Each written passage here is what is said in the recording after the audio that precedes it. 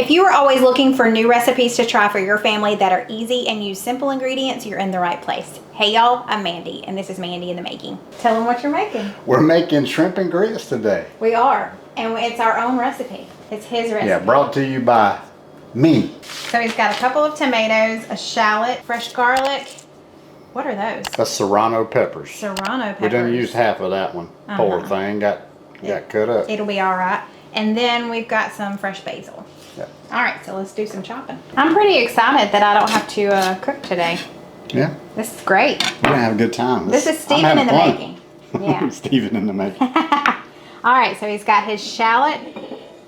He's got those serrano peppers, the garlic, and the tomatoes all chopped. Yeah, that only took a few minutes. Yeah, a lot of aromatics here. We're going to get it smelling good in here. All right, so now what? We're going to chop up this basil. Okay. And then we'll be done with the chopping. most of the chopping. We got to chop this bacon out once we get started on that. But oh yeah, bacon makes everything better. We've got this large skillet over here. We're going to heat it to medium high. this is 4 slices of bacon. So once it's good and crispy, he is removing it. We're going to leave the bacon grease behind. So he did pour out a little bit of the bacon grease, but just left 1 to 2 tablespoons in. He's going to be adding some butter now. Whoa. Oh, yeah. A lot of butter. A lot of butter. Now he's going to add in shallots, shallot, serrano pepper, and the garlic.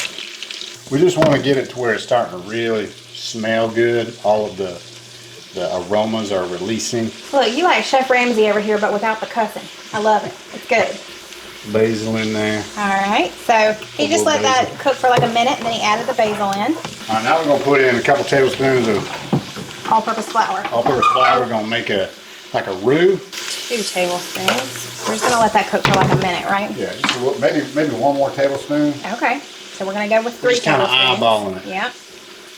All right, we're going to get good and thick.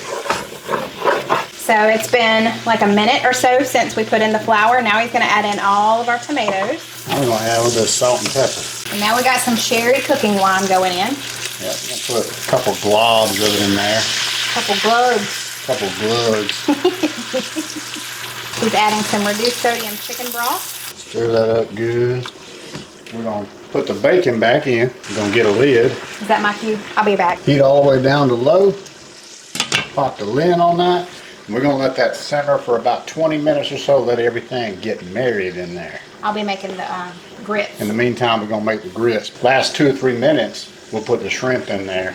And then, like Titus Moss says, this deal right here will be ready to go. We love Moss Family TV. he loves Titus. Titus is my brother. We brothers in Christ. That's right, that's right. Okay, it's been pretty much 20 minutes. And now we've got our shrimp. This is about a pound of shrimp. This was just shrimp from Butcher Box. It is peeled, deveined, and the tails are off, but they are uncooked. So we're just going to put them in there in a single layer and pop the lid back on, put it back up to medium, and just let those cook in there. I've also got my grits going back here. They're almost done. So he brought the temperature up a little bit closer to high just so that we could get it back up to boiling so that it will cook the shrimp in the amount of time that we need it to. We're just adding a little bit of cheese to our grits just because that's what we prefer, but you don't have to. And also, we wanted to note, if you don't have grits or you don't like grits, this would be great served over rice as well. Shrimp and grits, here we go. Wow. Yes, spicy, with a great bacon flavor in there. So we cooked the shrimp for about 5 minutes or so. He did, let's tell kind of the history of this recipe. So over this last weekend, he made something similar as far as the sauce goes. He grilled chicken, and we put this sauce over the grilled chicken. And then we started talking about it, how it would be good over shrimp and grits. And this time you made the sauce a little bit different by making the roux, right? Last time you didn't do that. It was really thin. So this was kind of a concoction that he started over the weekend and then perfected today. So, okay, I'm very excited for you. I really am, but I'm going to dig in. We said it's missing a little something. Yeah. And this is what we decided it was missing. This seafood seasoning by Auntie No-No's. Yeah. It's got so many good flavors in there. So he's just going to add a little bit to the remaining that we have and just mix it in there. So highly recommend, if you have this on hand, use it. That's it. Good to go. That's what you need. Okay, y'all, it is time for our second meal. Tonight, I'm making a very simple one that sounds really good. It sounds like a crowd pleaser. It is just called Sloppy Joe Casserole. So the majority of this recipe is going to be on the stovetop. The recipe does say to put it into the oven for the last 15 minutes, but I really don't think that's necessary. I could regret that decision, but I don't think I have to. I'll show you how I'm going to alter this, but I don't want to dirty up another dish, and I also don't want to heat up my kitchen right now. We'll see how it goes. Let's get started by heating this large skillet with the high sides to about medium high. Now I'm just going to chop up this onion, and then I've got this 16-ounce, 1 pound of Velveeta cheese. We only need half of it, so I'm going to cube 8 ounces of this. Now that our pan is nice and hot, I'm gonna add 1 pound of ground beef and cook it until it's brown. I know it's not completely brown yet, but I'm gonna go ahead and add in my diced onion. This is completely done. I have drained excess grease off. Now we're gonna add in our liquids. I've got 1 can of manwich sauce. I'm using the bold. You can use just regular if you want to. You need 1 can of diced tomatoes. The only kind my store had was the Italian style. And then you also need 2.5 cups of chicken broth. We're gonna bring it to a gentle boil, so I'm gonna turn it up just a little bit. Okay, now that it's starting to boil, I'm gonna add in my pasta. The recipe calls for 3/4 pound of pasta. You can use a full pound if you want to, just be aware that there's not gonna be much sauce. And I'm going to cover it, and we're gonna let it boil for just a few minutes longer than what the box says for the pasta, just because it's like a gentle boil. So I'll keep checking it and I'll stir it every now and then, but this should probably take about 15 minutes. Okay, it's been closer to 13 minutes.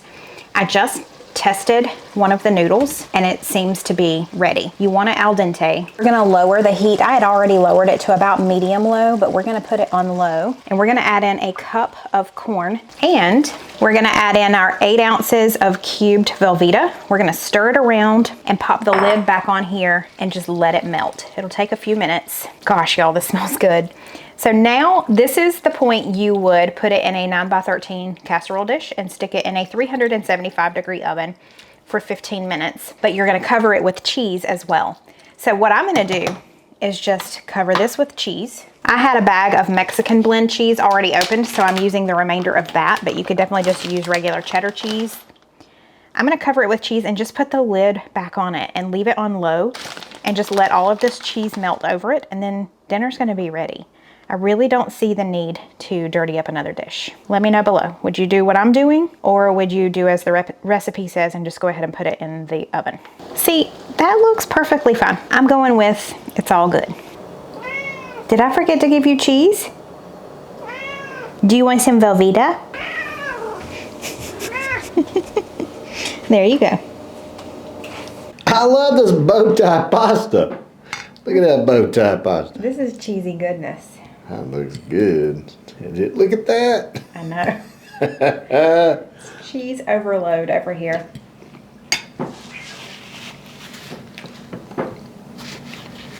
Mmm. Oh, wow. What is that? It's Sloppy Joe Casserole. Wow, that is good. Is it? Yeah, there's some kind of flavor in there. So I used the bold manwich. I wouldn't know it was Sloppy Joe though. Okay. Yeah. All right.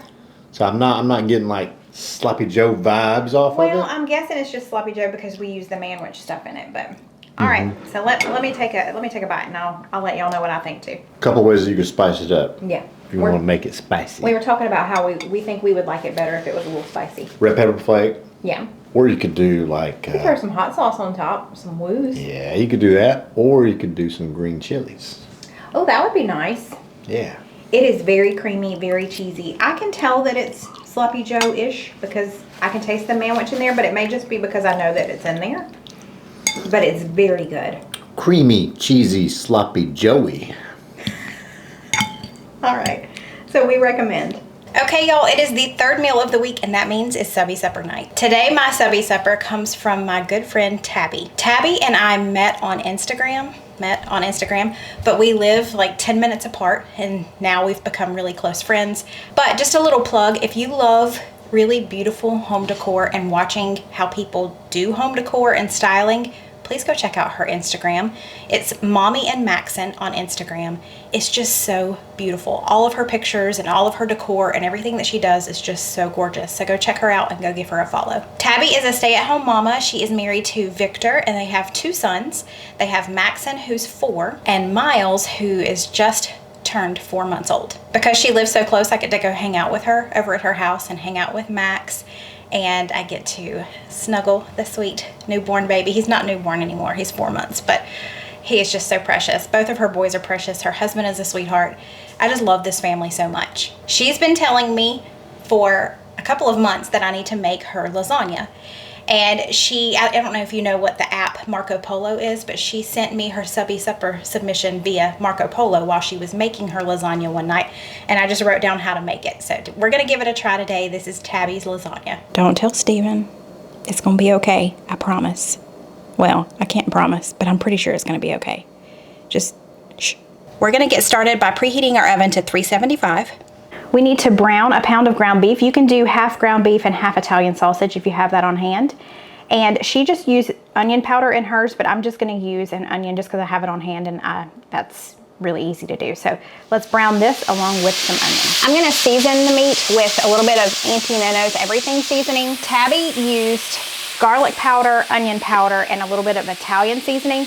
I'll also add in some Italian seasoning too. While this continues to brown, we're gonna go get started on another part of the lasagna. We're gonna be using this type of cheese. Now, I did wanna tell you, Tabby said that everyone who has tried her lasagna absolutely loves it, even the pickiest of picky eaters. I'm gonna start out with about 4 or 5 spoonfuls of this. I might end up using this whole thing, we'll see. Now here comes the interesting part. We're gonna whisk it with a little bit of chicken broth. She said just trust the process. And I trust her. So we're just gonna go with it. So let's start mixing this together. It's gonna take a little while. Okay, our ground beef is done. I'm going to get some of the excess grease off of here. I got most of the grease off. We're gonna add in a jar of pasta sauce. I think she used Bertolli. I'm just using what I have on hand, which is the Rayos. And then I'm gonna add just a little bit of water to the jar and shake it up and add that in. There we go, that gets all of our pasta sauce out. And I'm just going to mix all of this together, let it hang out on low for a few minutes while I finish up my cheese layer over there, combining that. Okay, I'm gonna start adding in some of the seasonings. We need some garlic powder. We're gonna add a little more Italian seasoning to this as well. I think I'm doing this right. Tabby, if you're yelling at the screen right now, sorry about that. We're also gonna add just a little bit of this Parmesan cheese. Let's stir all of that around. That seems about like the right consistency. Now let's just start putting it all together. To get started, I'm gonna grab some of our spaghetti sauce and put it on the bottom. This is not a 9x13. It's like a step down, maybe an 11x7. We're gonna be using these oven-ready lasagna noodles just because you don't have to boil them and deal with them beforehand. You can just put them straight into the casserole dish. Now we're gonna go in with our cheese mixture and try and spread that as evenly as we can. So I just went back and watched her Marco Polo. I added just a little more chicken broth to this because I feel like this was a little too thick. And at this point, she just went on in with her spaghetti sauce, but she said you could also go in with some mozzarella cheese if you wanted to. I love this creamy melt, and my store only had the Italian, which has mozzarella in it, but it also has Parmesan. So y'all know we love cheese. I'm gonna go in with just a little bit of this cheese here before I add in my layer of spaghetti sauce. Okay, and now we just repeat these layers. A little more cheese, and Gracie is very aware of that. I'll get you, I promise. Give me a minute. And some more spaghetti sauce. What's that? That's all right. Nope. Exit out of the room. Thank you. Oh, thank you. Out. Can't keep nothing from him. Of course he has to come in here and ruin it. Can't keep his face out of the food.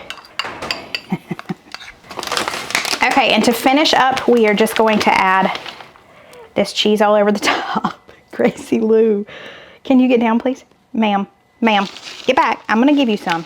And I had more of the Parmesan here ready. So I'm just gonna add just a little bit of Parmesan here on top. Now we're gonna cover this with aluminum foil. I did spray my foil first with some nonstick spray so that the cheese doesn't stick to it.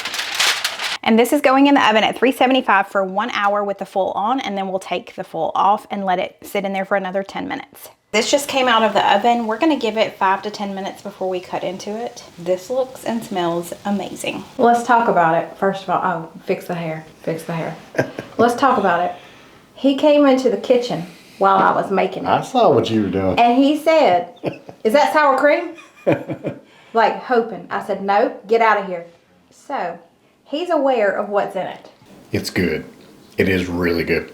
The cream cheese, really creamy, but because of the seasonings you got in there, Yeah. it doesn't have that musty Okay. taste to So it. I also mixed the cream cheese with chicken broth. Really? Really? It's got a really rich garlicky flavor. Yeah, I added a lot of garlic to it. I like the texture of it better than the ricotta cheese. It's got like a really creamy Yeah. texture Smooth. to it. Yeah. Yes, very smooth. Yeah. That's a good way of explaining it. Okay. It's very smooth, lots of flavor. You cannot tell that it's cream cheese. Okay. Tabby, you weren't wrong. We love it. It's a grand slam. It is. I love the way the cheese caramelizes on top. Yeah. Little It's so little extra good. texture to the cheese there. Right. That's really good. It is really good. Thank you, Tabby. I'm so glad that you showed me how to make this and that we gave it a try and that someone approves, even though it has cream cheese in it. It's a new day over here. Thank y'all so much for watching. I hope you got 3 new recipes to try for your family. If you enjoyed this video, don't forget to give it a thumbs up. And if you aren't a part of my YouTube family, make sure you hit that red subscribe button before you go. Thanks, y'all. See you next time. Bye. We're gonna get started here. We got all the ingredients laid out, you know, because we're trying to be special. But we're gonna put most of this. Well, I guess we're gonna do some chopping. Hold on. You need to do some All chopping. right, we're gonna chop some stuff. All right. Oh man, just get your head in there. Smell that. Oh my. Oh, sorry about that, y'all. Hold up. I'm sorry. So the majority of this recipe, Mandy. Recipe. Get out of there. Excuse me. I need you to cooperate. Stay still. Do y'all talk to your food as you're making it? 'Cause I do.